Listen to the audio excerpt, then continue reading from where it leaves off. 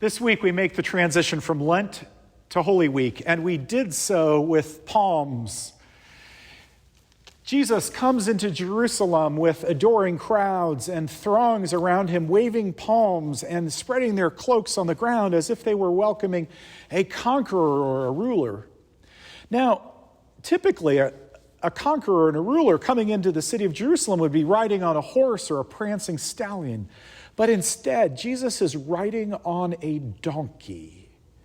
With that posture of humility that marked his entire ministry, Jesus continues that as he holds the tension with what the crowds around him wanted him to do, which was to overthrow the Roman rulers.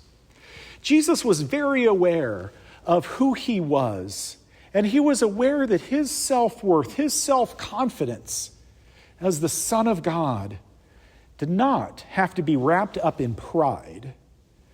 We've been reading the book Mere Christianity by C.S. Lewis through Lent, and in this dialogue that we've had with Lewis, we've had some great discussions, and we've read the chapter that Lewis describes as the great sin. And C.S. Lewis says the great sin is pride. I'll read these words. He writes, "Pride is a spiritual cancer. It eats up the very possibility of love, the very possibility of contentment.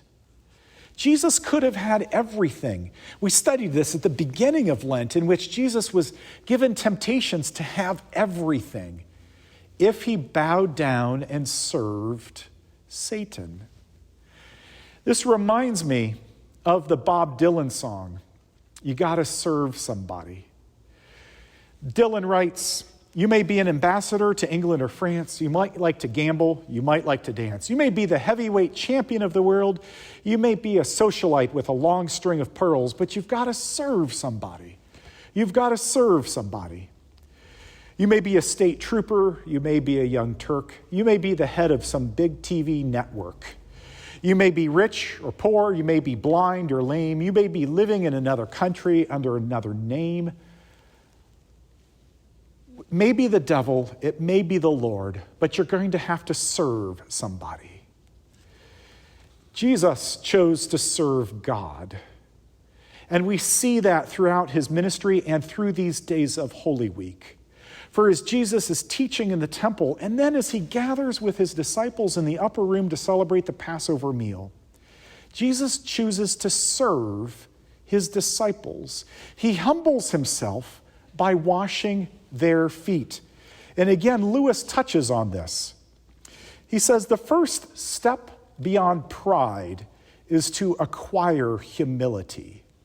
And humility means to be grounded. Friends, Jesus shows us his love and his humility by washing his disciples' feet. How do you show your love to God? How do you show your love to others? How do you show your love to yourself? This week provides an amazing opportunity to be grounded in humility and God's love by serving. Peace be with you this day.